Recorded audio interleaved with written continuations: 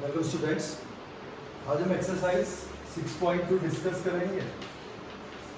ठीक है, 6.2 का फर्स्ट क्वेश्चन है find the value of x and y that show that AB parallel CD। आपके पास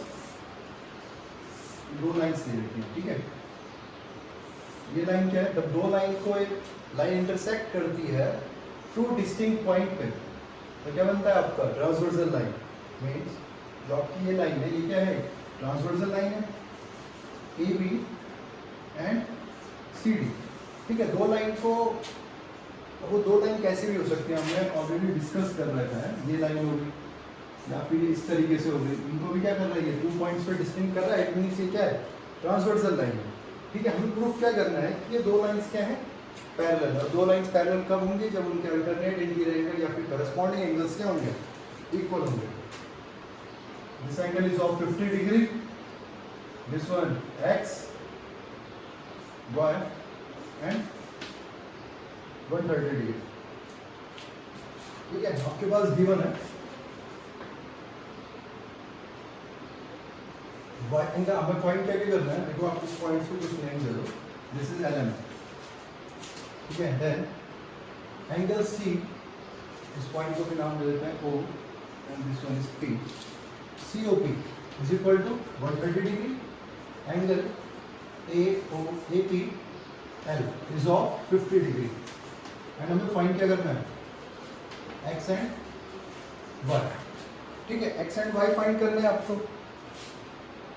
ठीक है, अगर आप X and Y फाइंड करेंगे तो वहां से आपको alternate interior angle, corresponding angle, एक पेयर अगर आपको इक्वल मिल जाता है तो वहां से आप बोल सकते हैं कि AB किसके पैरेलल है? CD के पैरेलल है। Angle y is equal to 130 degree होगा। क्यों?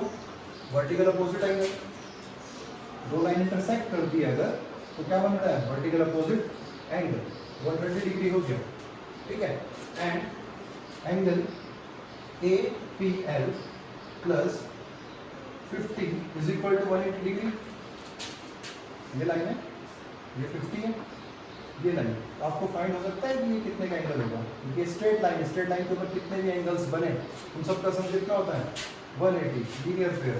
तो यहाँ से क्या जाएगा? Angle APL is equal to 180 minus 50 that is 130।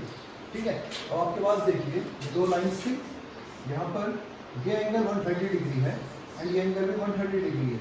तो ये एंगल कैसे एंगल्स होते हैं? जैसे आपके पास ये एंगल और ये एंगल क्या होगा आपके पास? Corresponding angles. ठीक है, अब करस्पॉन्डिंग एंगल्स इक्वल हुए, यहाँ पे करस्पॉन्डिंग एंगल इक्वल हुए, इट मींस AB क्या हो जाएगा यहाँ से? If corresponding angles are equal then AB parallel CD। यहाँ से इजीली क्या हो जाएगा? प्रूव हो जाएगा। ठीक है, अगला क्वेश्चन है आपके पास सारे क्वेश्चंस सेम है। कुछ क्वेश्चंस को मैं यहाँ पर डिस्कस कर लूंगा, बाकी क्वेश्चंस आपको खुद करना है। Second one is this two line AB, CD and EF। ठीक है, आपके पास क्या गिवन है? AB पैरेलल है CD के। गिवन आपके पास क्या है? AB parallel CD and the second one क्या पैरेलल है आपको? CD parallel EF। और गिवन है Y ratio Z is equal to 3:7। ठीक है, आपके पास ये angle X, this one is Y। ठीक है, एंड दिस इज Z। हमें क्या करना है? X की वैल्यू को क्या करना है? फाइंड करना है। ठीक है, उसको फाइंड कैसे करेंगे? देखो, आपके पास रेशियोज में वैल्यू दे रखी है, आप इसको कर सकते हैं y is equal to 3x and z is equal to 7x। कर सकते हैं। कैसे कर सकते हैं? यहाँ पर देख लीजिए, y अपॉन z का मीन्स, y रेशियो z का मीन्स क्या होता है? y upon z is equal to 3/7 in ratio. ये वैल्यू अगर मैं x के इक्वल रख दूँ, ठीक है, तो आपके पास यहाँ से y की वैल्यू क्या है? y इज इक्वल टू, देखो यहाँ से क्या जाएगा आपके पास? 7 है। ठीक है, ये दोनों वैल्यू अगर किसके इक्वल है? x के इक्वल है। यहाँ से y इज इक्वल टू कितना आ गया आपके पास? यहाँ से थोड़ा सा यहाँ पे ऐसे कर सकते हैं इसको y अपॉन z 3/7, ठीक है। y इज इक्वल टू आपके पास क्या है 3 है और z इज इक्वल टू क्या है 7 है, ठीक है। अब y की कुछ वैल्यू है वो पता नहीं है तो हम क्या कर लेते हैं y is equal to 3x and z is equal to 7x, ठीक है। यहाँ से आपके पास दो वैल्यू मिल गई, ठीक है। फिर आप यहाँ से देखिए ये एंगल कितना होगा, दिस वन इज z, ठीक है। कैसे vertical opposite angle, this is y and this one is also y, कैसे हो गए y करस्पॉन्डिंग एंगल्स, ठीक है। ये x की वैल्यू है जो y यहाँ से पता चल गया, y प्लस z। आपके पास अगर आपको y प्लस z, ये स्ट्रेट लाइन है, स्ट्रेट लाइन के ऊपर एंगल बन रहा है, angle y plus z is equal to 180 degree. Angle y plus y की वैल्यू कितनी है 3x, z की वैल्यू 7x, 180 डिग्री कितना हो जाएगा 10x is equal to 180, x की वैल्यू 18। आपके पास x की वैल्यू 18 मिल गई है आपको, ठीक है। x की वैल्यू 18 मिल गई means y is equal to 3x, 3 into 18 54, z is equal to 7 into 18 कितना हो जाएगा 126, ठीक है। आपके पास ये सारी वैल्यूज मिल गई तो आप यहाँ से अब x निकाल सकते हैं, बिल्कुल निकाल सकते हैं। ये अल्टरनेट करस्पॉन्डिंग एंगल सारे इक्वल कैसे लिखे मैंने, क्योंकि आपको पता है गिवन क्या है AB parallel CD, CD parallel EF, यहाँ से अल्टरनेट एंगल्स करस्पॉन्डिंग एंगल सारे इक्वल होंगे।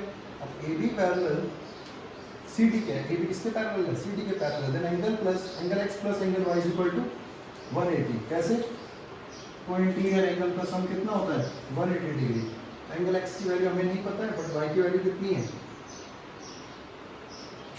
84, 180, देन x की वैल्यू कितनी आ गई आपकी सॉरी 54, याद आएगा आपको 126, ठीक है। आई होप आपको ये समझ में आ गया होगा, ठीक है। आप इसको डायरेक्टली भी लिख सकते थे AB अगर CD के पैरेलल है, देखो AB पैरेलल है CD के, ठीक है, एंड CD पैरेलल है किसके EF के।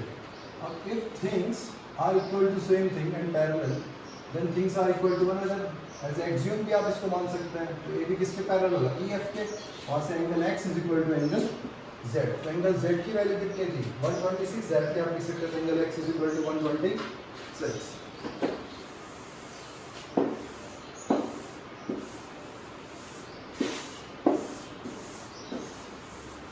The third question is in figures 6.30 आपके पास फिगर दे रखा है, these two lines C E D, A G F and B is of 90 degree, F E D, F E D is of 90 degree, angle F E D ये आपके पास given है कितना 90 degree, ठीक है। Then आपको बोला गया है गिवन आपके पास क्या है कि AB पैरेलल है CD के। अगर AB पैरेलल है CD के तो आपको पता है यहाँ पर अल्टरनेट इंटीरियर एंगल्स बनेंगे आपके, ठीक है।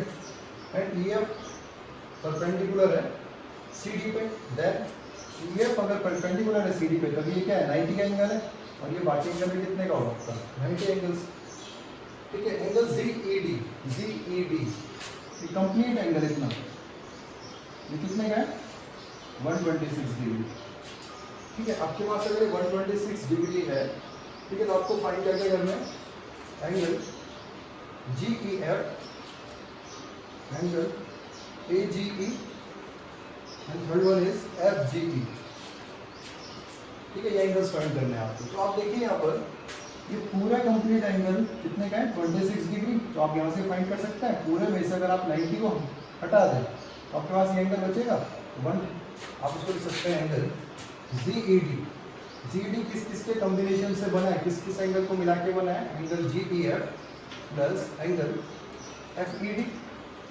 ठीक है। GED की वैल्यू कितनी है 126 इज इक्वल टू GEF की वैल्यू हमें फाइंड करनी है plus FED of 90 degree, then angle GEF is equal to 126 minus 90 degree कितना हो जाएगा आपके पास 36 डिग्री, ठीक है।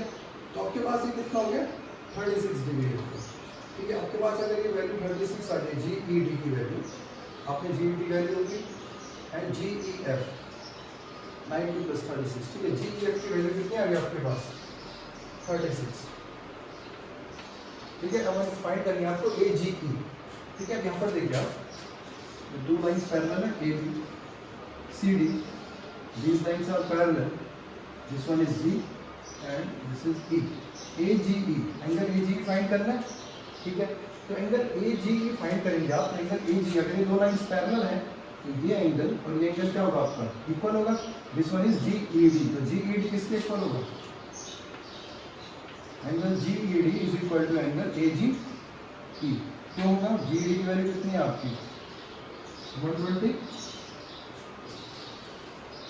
GED 126, AG तो 126 डिग्री मिल गया आपको। कैसे हो गए, सीधा आप लिख सकते हैं कि AB किसके पैरेलल है, CD के पैरेलल है, that is alternate interior angle. ठीक है, and the third one is FGE। ठीक है, FGE कैसे फाइंड करेंगे आप, अगर आपके पास ये वैल्यू कितनी है 126 डिग्री, ये स्ट्रेट लाइन है। ठीक है, angle GE sorry AGE plus angle FGE is equal to 180 degree. ये स्ट्रेट लाइन है, तो पूरे complete line straight line linear pair कितने का होता है आपका, is of 180 degree. Then put the value of AGE 126 degree, FGE and 180 degree. Then FGE की वैल्यू कितनी आ जाएगी 180 माइनस 126, FGE आ जाएगा आपका 54 डिग्री। ठीक है, इस तरीके से आपको तीनों वैल्यूज मिल गई। अब आपके पास है fourth part.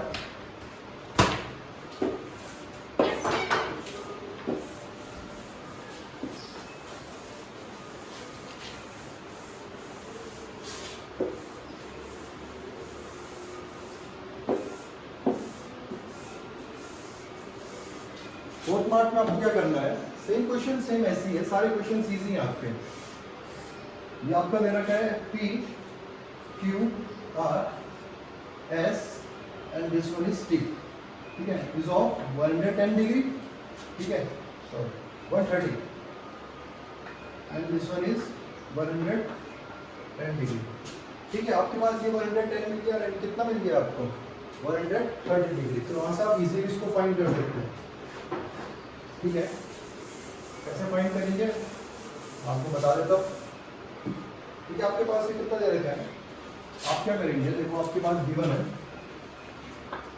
PQ parallel ST। अब ये PQ पैरेलल ST है, if you construct this produce, हम क्या करते हैं PQ को प्रोड्यूस कर देते हैं ऐसे। ठीक है, ST को भी प्रोड्यूस कर देते हैं। ठीक है, तो आपके पास फिगर इस तरीके से बन जाएंगे, इस तरीके से फिगर बन जाएगा आपके पास।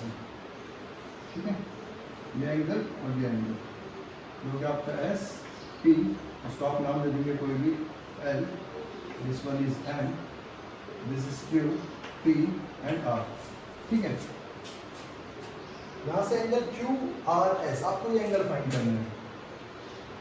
ठीक है, अब इस एंगल को कैसे फाइंड करेंगे, हम क्या करते हैं, एक और लाइन को ड्रॉ करते हैं ऐसे, जो क्या पैरेलल है, हम करते हैं कंस्ट्रक्ट AB। AB पैरेलल किसके पैरेलल ड्रॉ करते हैं, PQ के, एंड PQ किसके पैरेलल है आपका ST के। तो यहाँ से क्या आ जाएगा, AB पैरेलल हो जाएगा किसके भी ST। अब दो लाइंस पैरेलल हो गई आपके पास। ठीक है, तो आप यहाँ देखिए, आप इस तरीके से इसको कैसे करेंगे आप, with angle PQR is equal to angle QRB।